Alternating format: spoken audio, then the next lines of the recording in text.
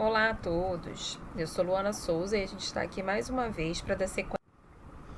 Bom, o trato gastrointestinal, como vocês já viram até aqui, ele consiste num tubo oco dividido em segmentos funcionais que permitem uma interface entre o meio externo e o meio interno, que é o nosso organismo.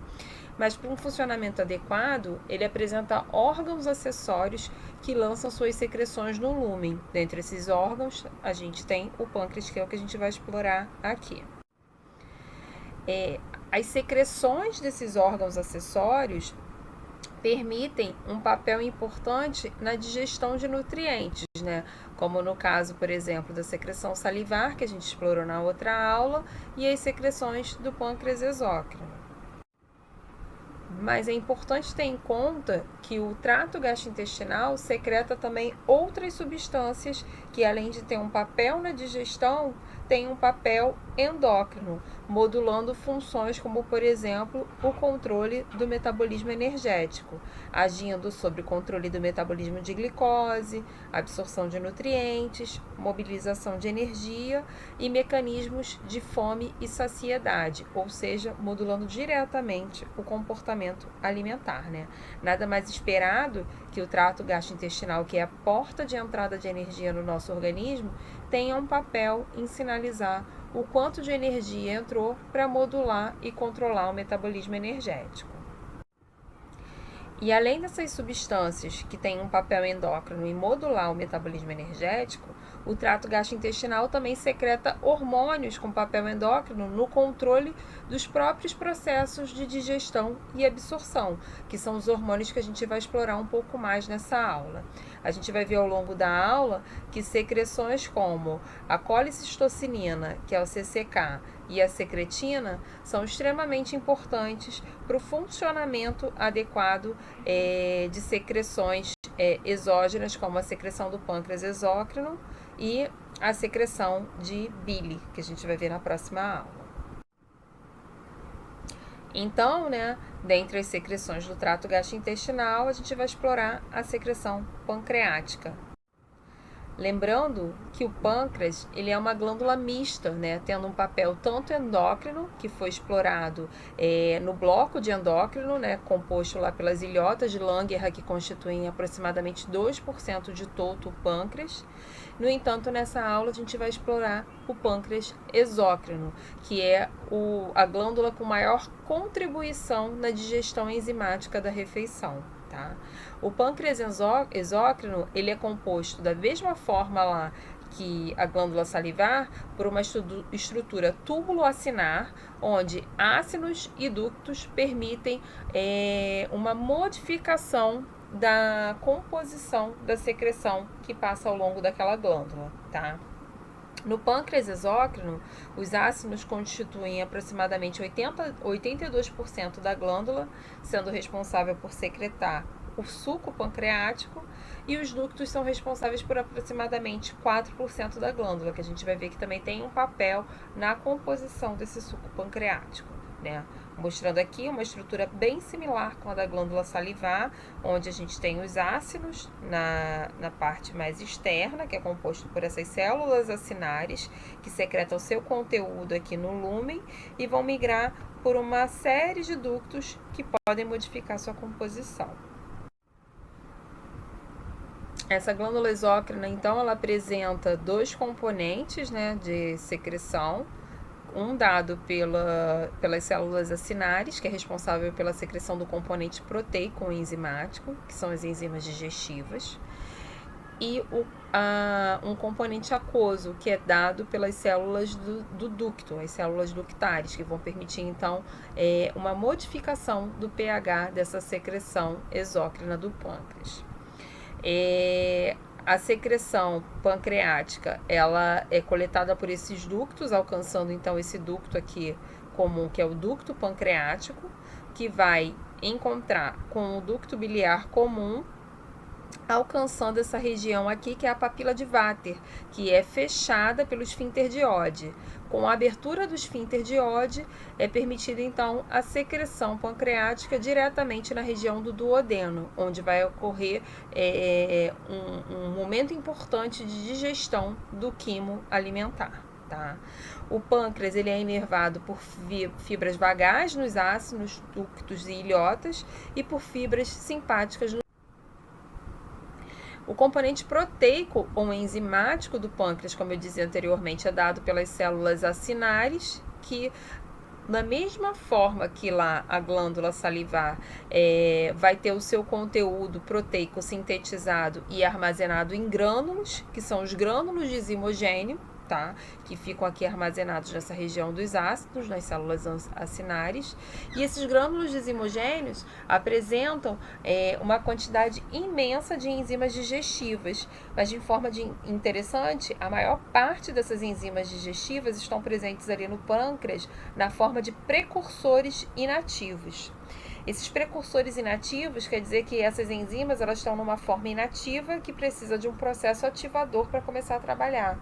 Isso é um mecanismo importante para preservar o parênquima pancreático, uma vez que essas enzimas poderiam levar à própria digestão do pâncreas, levando a um processo denominado de autodigestão, tá?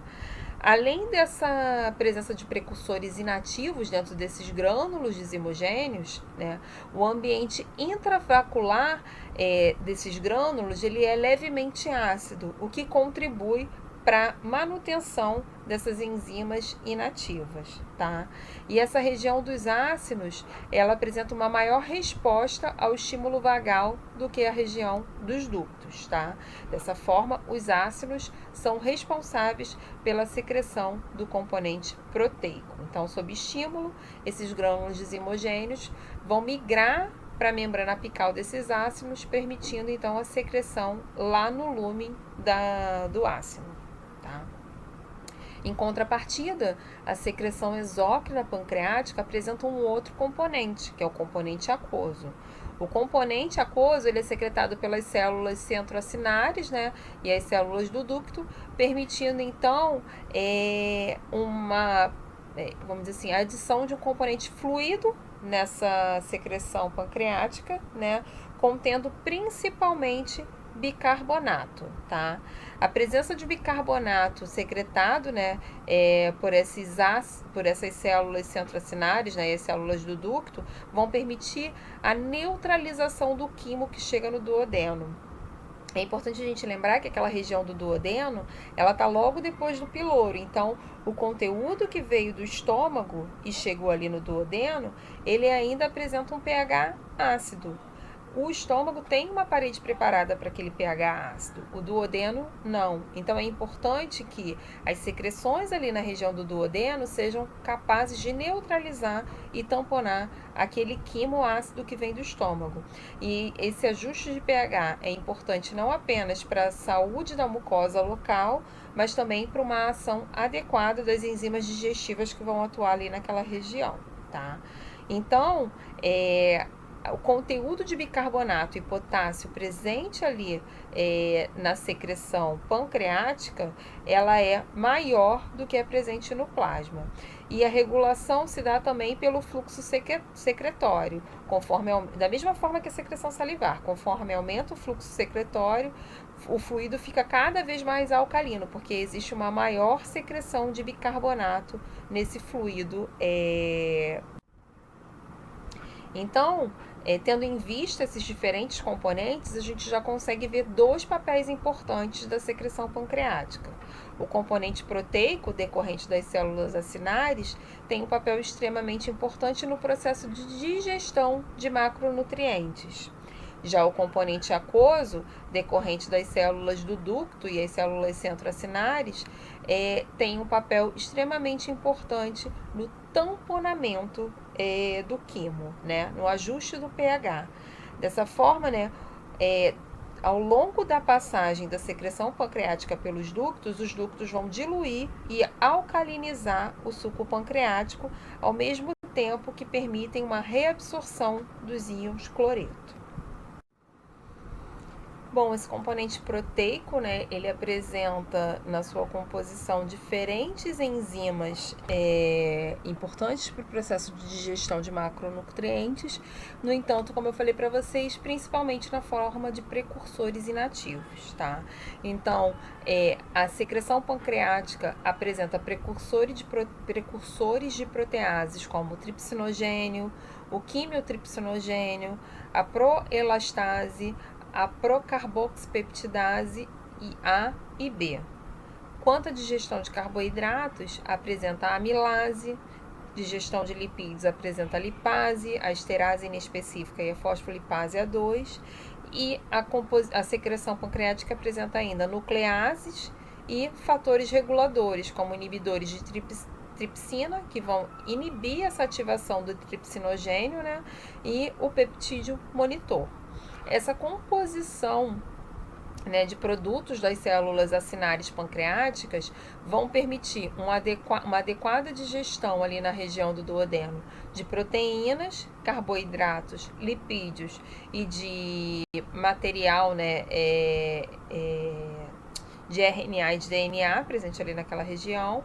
No entanto, nessa composição existem características importantes para impedir que essas enzimas sejam ativadas de forma precoce dentro do pâncreas ainda, permitindo sua autodigestão, como a presença de precursores inativos, né, a manutenção de um pH que não permite essa ativação, que seria um pH levemente ácido, e ainda a presença de fatores.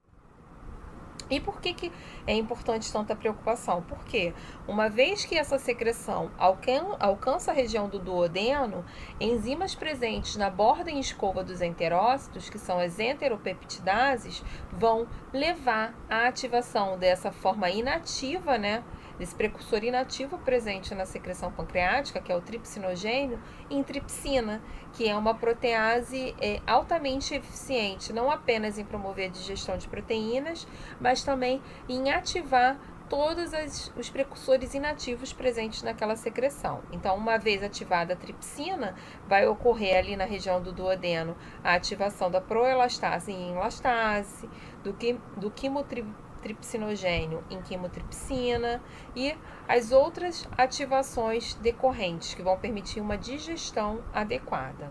Então, aqui a gente já consegue destacar a importância de não se ativar a tripsina precocemente lá no pâncreas, uma vez que a ativação dela poderia levar à ativação de todas essas enzimas digestivas ainda ali naquela região. Tá? Dessa forma, o suco pancreático, além de ter esse precursor inativo, ele apresenta inibidores de tripsina que vão reduzir esse risco de ativação prematura dessa enzima digestiva.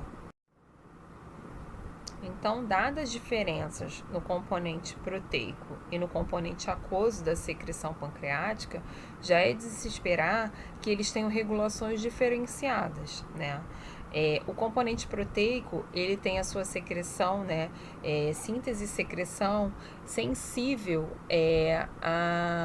ao hormônio secretado pelas células I presentes no trato gastrointestinal, especialmente ali na região do duodeno, que é a colicistocinina ou CCK. Tá?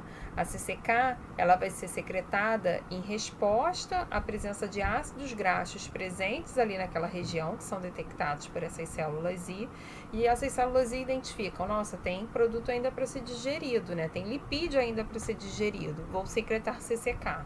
Essa CCK, então, ela vai atuar nas células acinares, né, modulando então, estimulando a secreção do componente proteico, para que mais enzimas digestivas sejam secretadas para dar conta da quantidade de macronutrientes presentes ali na região do duodeno. Em contrapartida, né, o componente aquoso, que tem um papel no tamponamento do quimo, ele vai ser modulado por alterações no pH. Tá? E essas alterações no pH são sentidas pelas células S presentes ali na região do duodeno. Essas células S identificam a quantidade de próton presente ali na região do duodeno e na presença de um pH ácido ali naquela região, elas vão ter um estímulo para a secreção de secretina. A secretina dentre diversas ações, né, quando a gente fala em pâncreas exócrino, né, ela vai lá no pâncreas exócrino e vai atuar nas células do ducto, estimulando a secreção de bicarbonato para que ocorra uma alcalinização dessa secreção pancreática, que ao chegar na região do duodeno vai permitir um tamponamento mais adequado do quimo. Então aqui a gente vê dois exemplos de secreção de hormônios pelo trato gastrointestinal que tem um papel importante em modular as funções do próprio. Então, o controle da secreção da CCK, né, que é produzida pelas células I localizadas no intestino delgado proximal, principalmente ali na região do duodeno, coordena respostas pós-prandiais, né? Então, a presença de resíduos de aminoácidos, de ácidos graxos são detectados por essas células I presentes ali no epitélio intestinal, levando então a secreção do fator liberador de CCK, tá? Desculpe, na verdade não são as células I. As células ali do epitélio intestinal identificam a presença desses produtos de aminoácidos, de ácidos graxos que precisam ser digeridos, né? E secretam então esse fator liberador de CCK, que vai atuar nas células I, estimulando a secreção de CCK. A CCK, para exercer sua ação endócrina, vai cair na circulação sanguínea e alcançar o pâncreas, onde vai atuar estimulando a síntese e secreção das enzimas digestivas pelas células acinares, tá? Esse mecanismo também ele pode ser modulado pelo sistema nervoso parasimpático. Aqui só demonstrando, né, uma célula acinar. A gente observa que a presença do receptor de CCK nessa célula acinar, que sob o estímulo do hormônio vai levar a um aumento do cálcio intracelular. Esse aumento do cálcio intracelular também pode ser ativado pelo peptídeo liberador de gastrina, mas também pela atividade, pela acetilcolina, né, mediado pela ativação do sistema nervoso parasimpático. E esse aumento do cálcio intracelular vai gerar efeitos dentro dessa célula acinar que culminam na secreção dos grânulos de zimogênio contendo as enzimas digestivas, permitindo então um aumento do conteúdo de enzimas digestivas nessa secreção pancreática, tá? Outros fatores aqui, como a gente vai ver mais à frente, já tem um papel diferenciado no controle dessa secreção pancreática. Já o componente aquoso, que é modulado pela secretina, como a gente falou anteriormente, ela vai ter, essa secreção vai ser modulada pela alteração do pH no duodeno. Então, uma redução do pH na região do duodeno vai ser identificado por essas células S, levando ao estímulo para a liberação de secretina. Essa secretina também vai alcançar a circulação sanguínea, né, alcançando a região do pâncreas, especialmente aqui a região do ducto, permitindo, né, estimulando a secreção de bicarbonato nessa região do ducto, o que vai permitir, né, um tamponamento do quimo naquela região do duodeno, normalizando o pH naquela região. É importante lembrar que esses hormônios que a gente destacou, eu falei dos efeitos diretos no pâncreas, mas eles têm outras ações já descritas, né? A CCK, além desse efeito, né, sob o estímulo da secreção enzimática pancreática, né, que seria o conteúdo proteico, ela foi classicamente descrita por modular a abertura e o fechamento do esfíncter de Oddi e por estimular a contração da vesícula biliar. Dessa forma, ela tem outros efeitos digestivos que a gente vai ver na próxima aula. No entanto, outras ações centrais da CCK são descritas, como, por exemplo, um papel em estimular a saciedade. Isso porque ela apresenta diferentes receptores expressos em diferentes tecidos, o que vai determinar essas suas ações diferenciadas.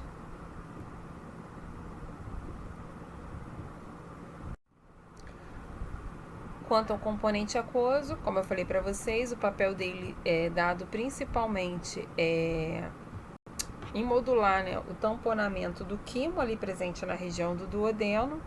Dessa forma, o seu controle de secreção é diferenciado. Eu já dei a dica que ele é modulado principalmente pela secretina, que vai estimular a secreção aquótica a secreção aquosa pancreática rica em bicarbonato. Tá? E como é que ele faz isso, né?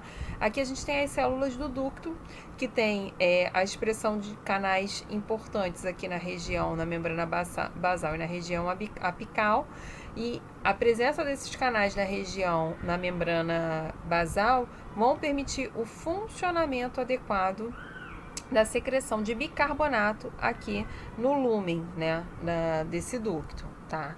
E o funcionamento dessa secreção depende do canal CFTR, que é esse canal regulador da condutância transmembrana, tá? Esse canal, ele apresenta uma mutação em indivíduos que têm fibrose cística.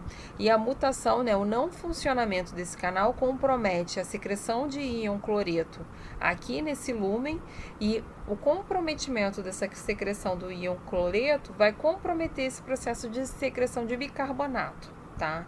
Então, normalmente o indivíduo com fibrose cística, ele apresenta um comprometimento na secreção pancreática exócrina, na verdade, nas secreções como um todo, né? Porque vários processos de glândulas exócrinas depende da secreção de cloreto, depende do funcionamento desse canal.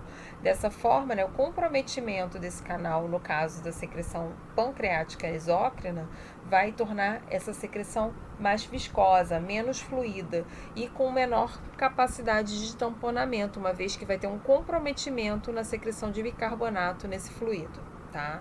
Então, o que a secretina faz? A secretina vai atuar nessas células do ducto, abrindo esses canais CFTR, que vai permitir então a secreção de cloreto com posterior recaptação por esse trocador bicarbonato-cloreto, permitindo então a secreção de cloreto diretamente aqui na região do lúmen. Tá?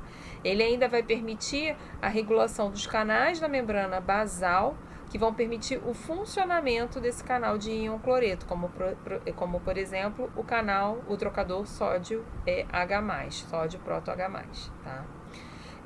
Então, dessa forma, a secretina vai atuar nas células do ducto, aumentando o conteúdo de...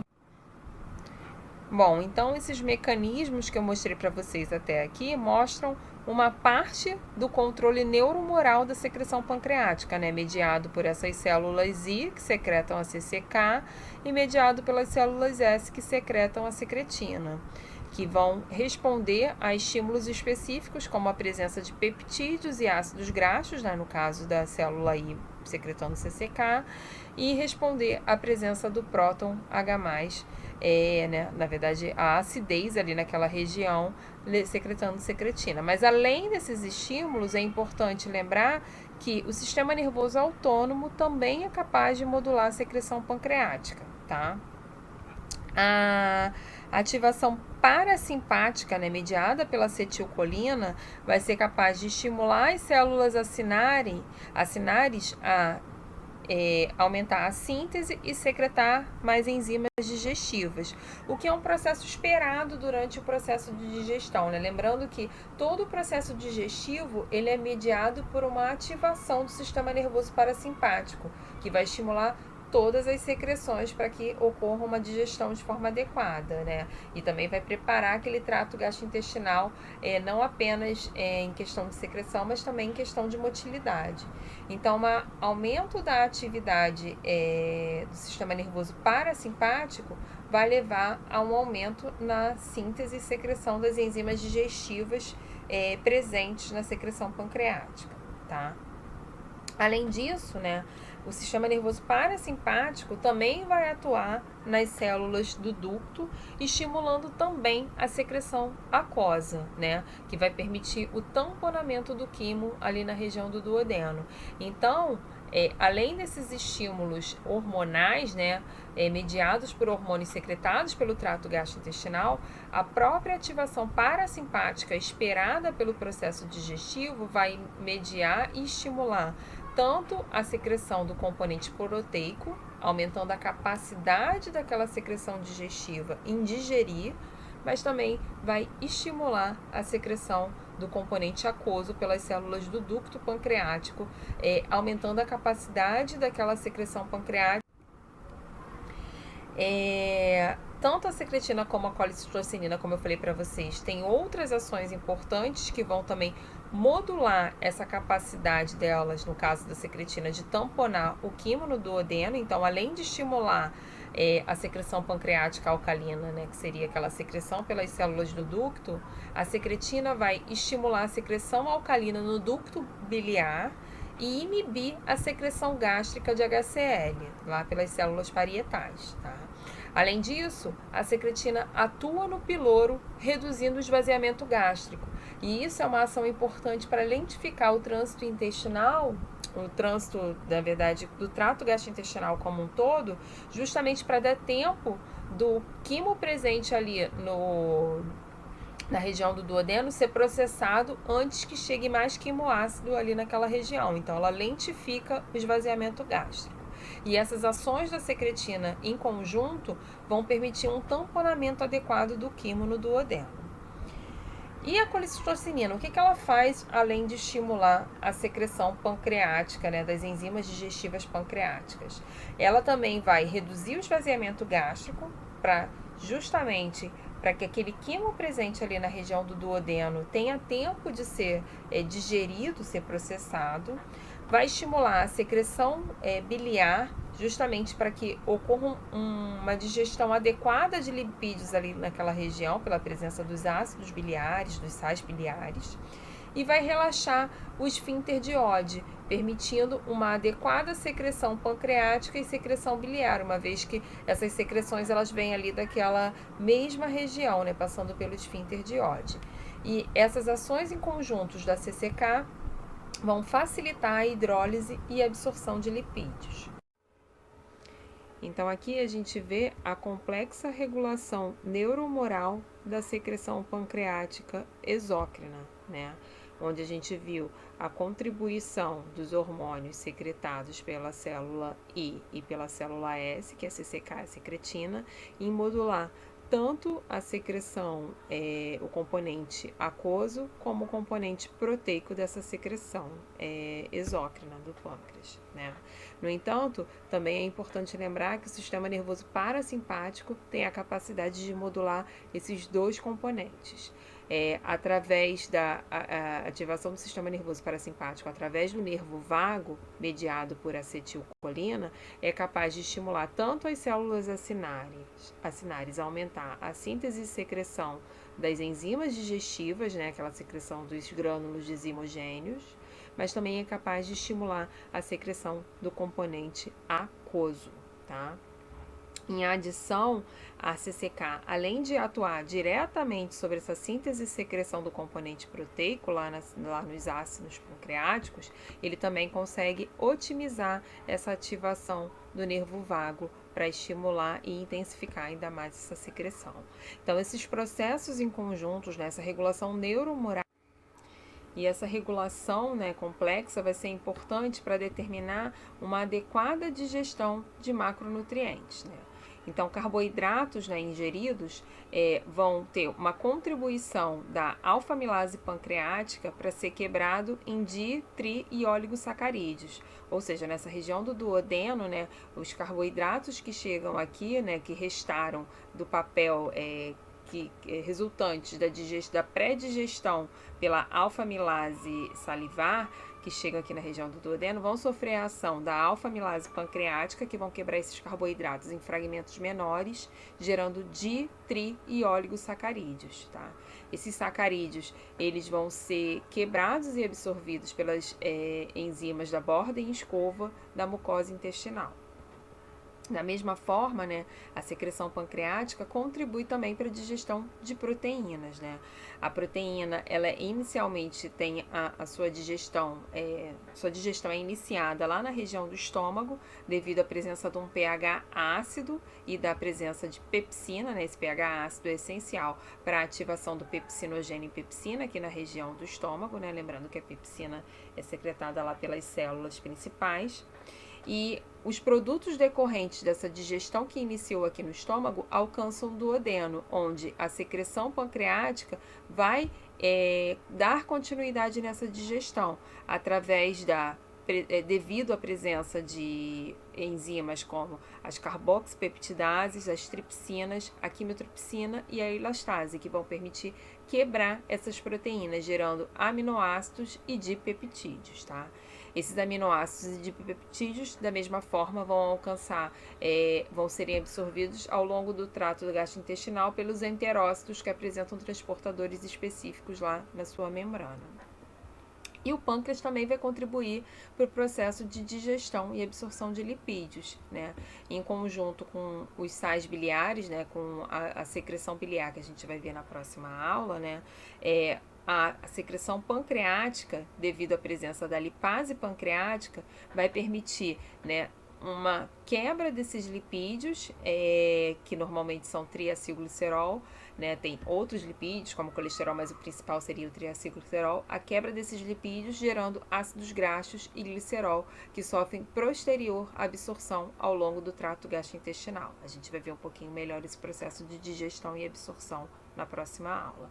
Então, a presença da lipase pancreática permite essa digestão adequada de lipídios, a presença dessas peptidases permite uma digestão adequada de proteínas e a presença da amilase pancreática permite uma digestão adequada de carboidratos, mostrando a contribuição do pâncreas no processo de digestão e, consecutivamente, mais tardiamente, absorção. É importante lembrar, né, que esse processo de digestão de macronutrientes, ele não vai se dar apenas com o conteúdo presente na secreção pancreática, mas também as enzimas digestivas presentes na secreção salivar e gástrica contribuindo para essa digestão, tá? E o que é a digestão? A digestão nada mais é do que a degradação química dos alimentos ingeridos, permitindo que eles se tornem essas moléculas absorvíveis, tá? Que possam entrar no nosso organismo. E os macronutrientes que a gente vai abordar nessa aula são, né, a digestão dos macronutrientes abordados nessa aula são os carboidratos e as proteínas. A gente vai ver um pouco melhor os lipídios na próxima aula, junto com a secreção biliar, tá? Além dessas enzimas digestivas presentes nas secreções do trato gastrointestinal, o processo de digestão de macronutrientes também tem contribuição de enzimas digestivas presentes na membrana apical das células epiteliais do intestino, que são as membranas, né, as Bom, os carboidratos, eles estão presentes de forma importante na nossa dieta, né, presentes em batatas, pães, massas, e o principal carboidrato ingerido na nossa dieta, né, é o carboidrato, né, são os polissacarídeos na forma do amido, formado por polímeros de glicose, tá? Eles podem se dar na forma de polímeros de cadeia reta, formando a amilose, ou polímeros de cadeia ramificada, formando a amilopectina, tá? Além disso, outros polissacarídeos que podem estar em contato, né, com o nosso trato gastrointestinal é o glicogênio e celulose, que seria um tipo de carboidrato não digerível pelas enzimas do nosso organismo, mas que pode ser fermentado pelas bactérias presentes no lúmen colônico, tá? Esses polissacarídeos, durante o processo de digestão, eles podem ser convertidos em disacarídeos, como a maltose, a sacarose e a lactose, que nada mais são do que a combinação de dois sacarídeos, né? No caso, a maltose, duas moléculas de glicose, a sacarose, uma molécula de glicose mais frutose, e a lactose, uma molécula de glicose mais galactose, tá? São esses sacarídeos que vão ser absorvidos, né? Que são capazes, esses monossacarídeos que são capazes de serem absorvidos pelo nosso intestino. Bom, então a digestão de carboidratos, ela já vai ser iniciada lá na boca devido à presença da alfa-amilase salivar, tá? Tanto a alfa-amilase salivar como a pancreática são endoamilases que atuam na faixa de pH de 4 a 11, hidrolisando as ligações glicosídicas do interior das cadeias polissacarídeas. Elas hidrolisam as ligações do tipo alfa-1,4, que são essas azulzinhas, tá? Mas não as das ramificações, que são as alfa-1,6, tornando esse polissacarídeo em fragmentos menores, como disacarídeos, como a maltose e oligosacarídeos como a alfa-limitidestrina, tá? Na boca, a alfa-amilase salivar, ela é capaz de digerir aproximadamente 3 a 5% dos carboidratos ingeridos na dieta. Como ela tem essa faixa, tem essa ampla faixa de atuação de pH, né? Ela, além da atuação na região da cavidade oral, ela pode ter continuidade da sua ação ainda na região do estômago, tá? Uma vez que esse bolo alimentar contendo esses carboidratos parcialmente digestivos alcançam a região do duodeno, ele entra em contato com a secreção pancreática, que é responsável pela secreção da amilase pancreática. Essa alfa-amilase pancreática, ela tem uma contribuição mais importante nesse processo de digestão de carboidratos, quebrando da mesma forma esses carboidratos em oligosacarídeos e disacarídeos, que foi o mecanismo iniciado pela alfa-amilase salivar, tá? Esses disacarídeos e oligosacarídeos, eles podem ser ainda quebrados em fragmentos menores, permitindo sua absorção por ação das oligosacaridases presentes na borda em escova, como a maltase, a lactase, a sacarase e a... Então, né, essas hidrolases presentes na borda em escova são responsáveis pela hidrólise final dos tri e oligosacarídeos, tá? A atividade das enzimas da borda em escova são mais elevadas na região do duodeno e do jejum proximal, permitindo então uma digestão dos carboidratos completa até alcançar o jejum proximal, tá? Então, esses disacarídeos, como a lactose, sob a ação da lactase, gera a galactose, né, e a glicose, que vão ser absorvidas por esses enterócitos por transportadores específicos, né? No caso da galactose, pode ser pela proteína, transportadora de sódio glicose, e pela própria glicose também, esse mesmo transportador medeia a absorção de glicose, tá? Já a sacarose, gerando uma molécula de frutose e uma molécula de glicose, vai ter a glicose absorvida por esse transportador, mas a frutose já vai ser absorvida por um transportador específico, que seria o GLUT5. Tá? Então, essas enzimas, né, hidrolases presentes na borda em escova, como a lactase, vão ter como substrato a lactose, gerando então glicose e galactose, como a gente viu aqui. A sacarase vai ter como substrato a sacarose, gerando glicose e frutose. A alfa-destrinase ou isomaltase vai ter como substrato destrinas alfa-limites, gerando como produtos a glicose. E a glicoamilase vai ter como substrato substrato malto-oligosacarídeo, gerando também como produto a glicose. Esses carboidratos, então, né, esses monossacarídeos gerados por essas hidrolases presentes na borda em escova vão ser absorvidos, como a gente viu, por transportadores específicos, né? No caso da glicose, por esse transportador que é um symporter, que vai gerar um processo de absorção tanto da glicose como da galactose por um processo ativo acoplado à entrada de sódio na célula, né, através desse carregador. Já a frutose vai entrar na célula por um transporte passivo através de difusão facilitada pelo GLUT5, entrando então no enterócito e permitindo sua secreção na circulação sanguínea, enquanto a entrada de glicose e galactose na circulação sanguínea ela é dependente de GLUT2 presente na membrana basolateral do enterócito.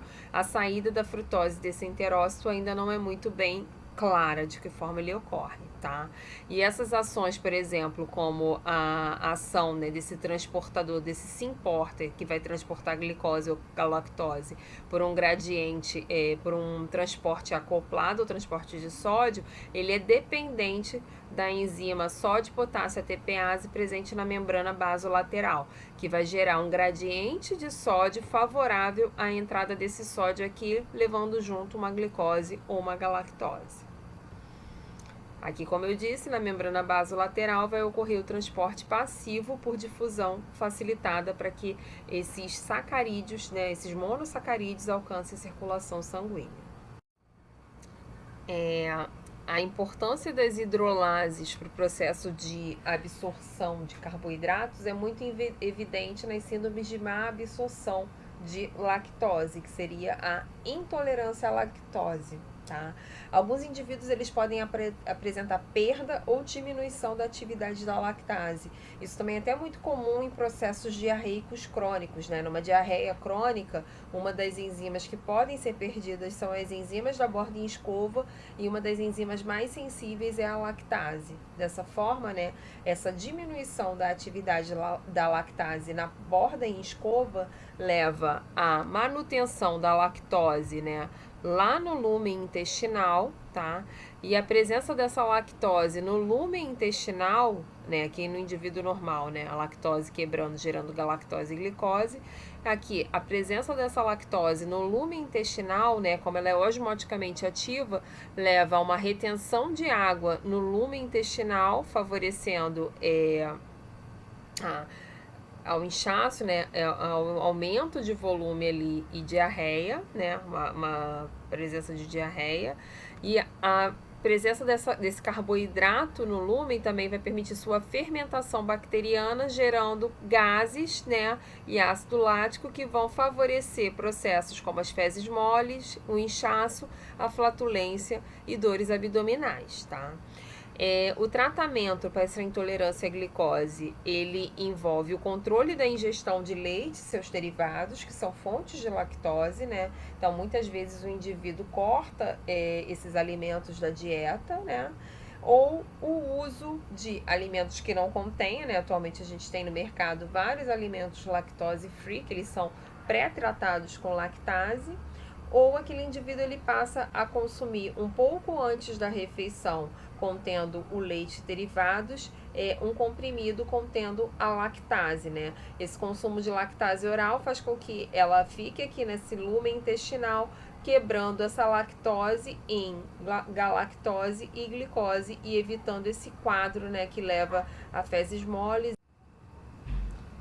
Quanto às proteínas, né, o processo de digestão se dá também da mesma forma, quebrando as moléculas mais complexas em moléculas menores com capacidade de serem absorvidas pelos enterócitos. No caso das proteínas, que na nossa dieta estão presentes principalmente em carnes, peixes, leite, queijos, mas também em algumas leguminosas como o feijão e a soja, a maior parte, né, está presente na forma de polipeptídeos que precisam ser clivados para gerarem aminoácidos dipeptídeos. A digestão de proteínas ela se inicia no estômago, onde as células principais são responsáveis pela secreção do pepsinogênio, que seria a forma inativa da pepsina. O pepsinogênio ele precisa de um pH ácido para que seja ativado em pepsina, que é essa protease com importante ação em quebrar essas proteínas em oligopeptídeos, tá? Essa ação, esse processo de tanto de ativação do pepsinogênio em pepsina, como a sua ação como protease, ocorre de forma adequada em um pH próximo de 2. Numa faixa de pH próxima de 5, ocorre a inativação da pepsina, convertendo ela em pepsinogênio, tá?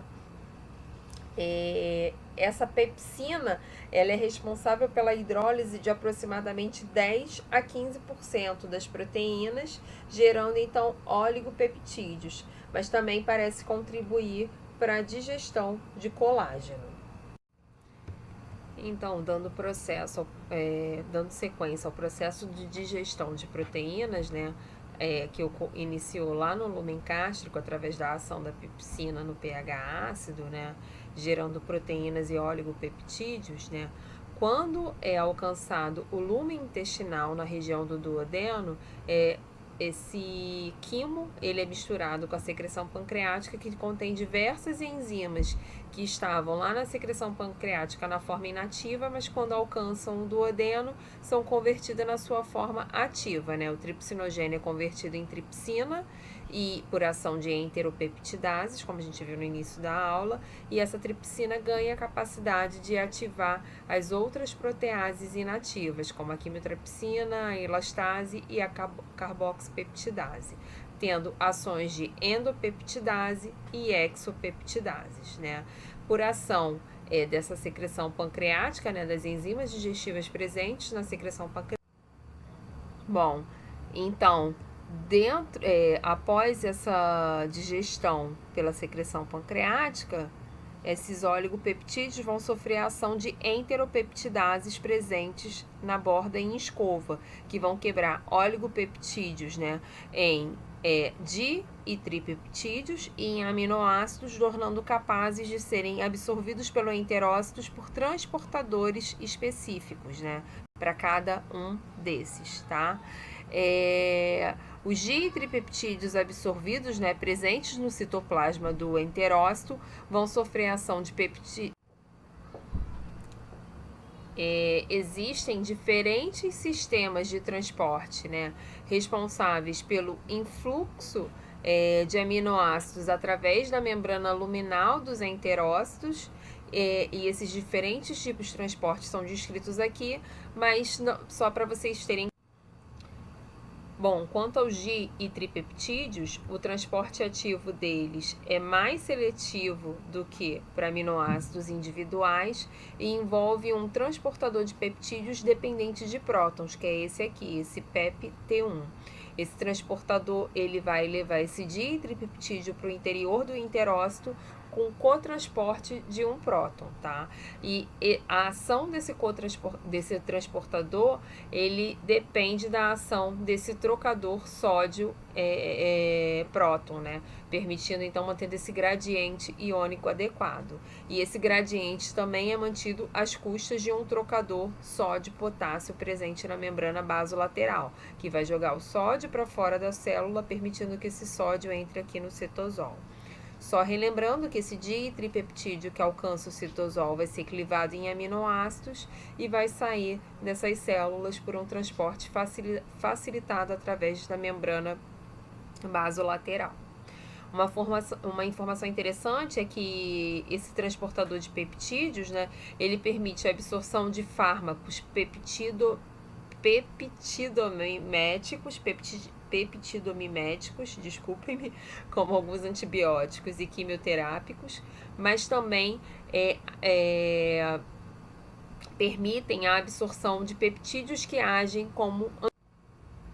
Bom, dentre as disfunções associadas a uma inadequada absorção de proteína está a intolerância ao glúten, que é característico de alguns indivíduos, mas também é bem característico da doença celíaca. O glúten, ele é uma proteína, né, componente do trigo, centeio e cevada, e decorrente da digestão do glúten pelas enzimas luminais, são gerados aminoácidos e peptídeos como a alfa-gliadina, que é resistente ao processo de digestão. Em alguns indivíduos, né, a gliatina pode ser reconhecida pelo sistema imunológico e agir como um antígeno, gerando então um processo inflamatório local ali na região do lúmen intestinal. E esse processo de inflamação local gera um certo desconforto no indivíduo, levando ao inchaço devido aos gases, modificações no trânsito intestinal, favorecendo tanto momentos de prisão de ventre como principalmente quadros de diarreia. Esse indivíduo pode ainda apresentar outros desconfortos que não apenas intestinais, como enxaqueca, tontura e cansaço, dor e coceira, característico realmente de uma intolerância àquela substância ali, gerando uma inflamação local. O tratamento para o indivíduo que tem intolerância ao glúten é a eliminação da ingestão de alimentos que sejam fonte de glúten, né, que tenham algum glúten na sua composição. E alguns autores já descrevem uma predisposição genética, né, através de modulação de genes específicos de alguns indivíduos que justificam essa sua suscetibilidade. Dando prosseguimento, então, nas disfunções características dessa aula, a gente vai falar um pouco, então, da disfunção pancreática, que foi que a gente começou falando a respeito no início da aula, né, sobre a função pancreática. Então, dada a importância, né, da secreção pancreática no processo de digestão e de adequação do pH do quimo ali na região do duodeno, né, a gente já pode inferir que um comprometimento na função pancreática possa afetar o processo digestivo como um todo.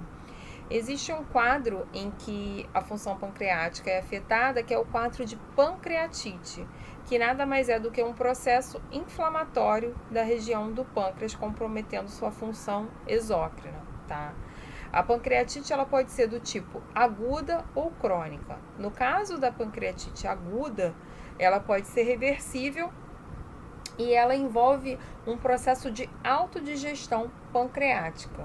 E de que forma isso ocorre, né? Lembra que eu falei para vocês que o pâncreas tem diversas enzimas chaves para o processo de digestão.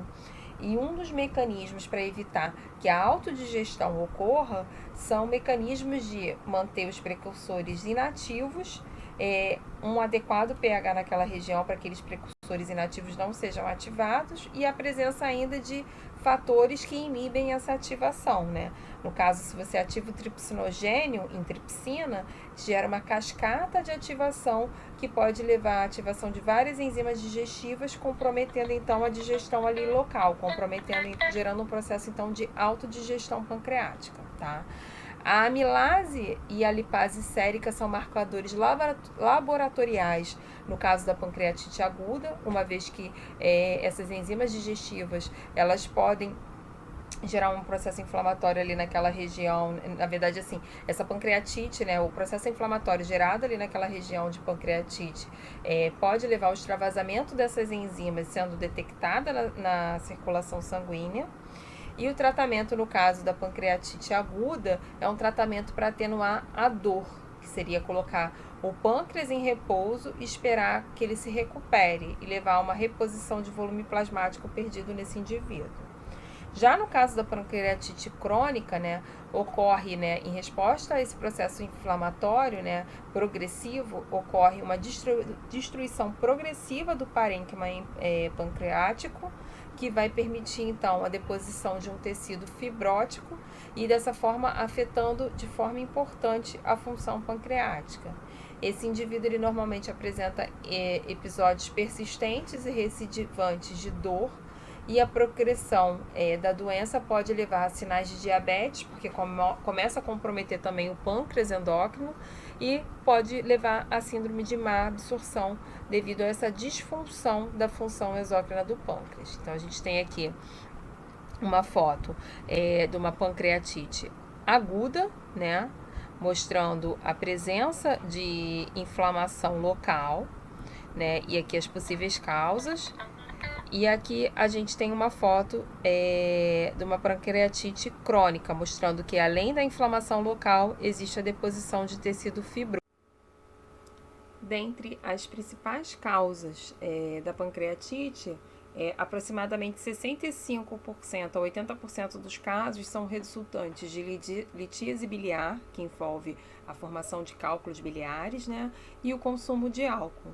E outros fatores, né, além do consumo de álcool, que aumentam o triglicerídeo sérico, como a hipertrigliceridemia ou a dieta rica em gorduras e proteínas, podem favorecer o desenvolvimento de pancreatite. Tá? Lembrando que a ativação dos receptores muscarínicos nas células acinares favorecem a síntese e secreção das enzimas digestivas, então toxinas que elevam a secreção de acetilcolina também podem cursar para o desenvolvimento de pancreatite. E de que forma vai ocorrer essa pancreatite, né? No caso da litíase biliar, né, os cálculos biliares da vesícula biliar, eles podem alcançar os ductos, gerando uma obstrução do ducto. É importante lembrar que a secreção biliar, o ducto da secreção biliar, ele se une com o ducto da secreção do pâncreas exócrino, naquela região da ampola de Vater, e a obstrução dessa região vai comprometer as duas secreções. No caso, a obstrução ao fluxo pancreático vai permitir com que haja um estresse ali local, que vai permitir então a ativação daquelas enzimas que estavam na forma de precursores inativos, né? No caso, a ativação do tripsinogênio ali local em tripsina vai permitir a ativação das outras enzimas digestivas. Então é importante lembrar que a gente tem uma série de proteases ali local. Tá? Essas proteases vão agir nas células locais, né, ali no ducto, nos ácidos, nos próprios ácidos, gerando então uma lesão, um processo de autodigestão dessas células, né? Essa lesão, ela leva ao extravasamento de parte do conteúdo, mas leva também a uma inflamação local, tá? Esses fatores, então, que geram no indivíduo aquela dor crônica característica da pancreatite. Tá? Essa lesão dos ácidos, levando ao extravasamento das enzimas, justifica porque os exames laboratoriais muitas vezes detectam um aumento importante na lipase e na amilase sérica. Tá? Essa inflamação local, ela tem que ser contida, então, pelo uso de medicamentos e até pela tentativa de colocar esse pâncreas em repouso para que ele possa se recuperar. Então, muitas vezes o indivíduo, ele é colocado, retirado da dieta do indivíduo justamente para poupar esse pâncreas de trabalhar, tá? E caso não seja contida essa inflamação local, ela pode cursar para uma inflamação sistêmica, né? No caso de uma pancreatite que não seja diagnosticada e que não seja adequadamente tratada, ela pode cursar para uma inflamação sistêmica, levando a um comprometimento sistêmico como um todo, como comprometimento pulmonar, hemodinâmico, renal e hepático. Aqui só para ressaltar que no caso do aumento do triglicerídeo sérico, a própria viscosidade do sangue pode comprometer a circulação sanguínea ali local no pâncreas, gerando isquemia e injúria endotelial. Essa injúria endotelial pode contribuir também para essa inflamação local, levando a um processo ali também de pancreatite. Então, né, quais seriam as consequências dessa pancreatite, né, as características? O indivíduo normalmente, ele se queixa classicamente de dor abdominal, sendo que isso seria um diagnóstico de diversas outras doenças, né, então é difícil de diagnosticar. Ele apresenta náuseas, pode apresentar febre, né, apresenta náuseas devido ao comprometimento digestivo e absortivo, pode apresentar diarreia, vômito e, por causa disso, pode apresentar desidratação. Devido à presença da inflamação local, o indivíduo ele pode apresentar sintomas de febre e retenção hídrica, né, de inchaço. E devido ao comprometimento ali, no caso de uma obstrução da ampola de Vater, o indivíduo também pode apresentar icterícia e hiperglicemia devido ao comprometimento da função pancreática como um todo. Ele pode se queixar de perda de peso e alguns indivíduos apresentam, no caso da pancreatite crônica, fezes amareladas. Também é comum relatos de pacientes com parada da eliminação de fezes e de gases, justamente devido a esse comprometimento digestivo e absortivo. Como tratamento da pancreatite, né, o que é utilizado são medicações para atenuar a dor e colocar o pâncreas em repouso, que seria uma espécie de tentativa de cessar esse processo de autodigestão local, não estimular mais ainda a secreção pancreática para que mais enzimas sejam ativadas e ocorra mais autodigestão, tá? Esse colocar o pâncreas em repouso consiste na retirada da dieta desse indivíduo, mantendo uma reposição hidroeletrolítica, né, justamente para tentar repor. Bom, então com essa aula a gente viu que além do papel endócrino do pâncreas que a gente explorou no bloco anterior, o pâncreas tem um papel exócrino que é essencial para uma digestão adequada e para uma adequação do pH do quimo do trato gastrointestinal. E esse papel exócrino ele é modulado por diferentes secreções do próprio trato gastrointestinal que vão modular a composição dessas secreções, tá? E essa importância do pâncreas fica muito evidente no caso do comprometimento pancreático, como a pancreatite, que a gente explorou um pouquinho nessa aula. Mais uma vez eu agradeço a atenção de todos até aqui e deixo novamente meu e-mail para eventuais dúvidas. Até a próxima.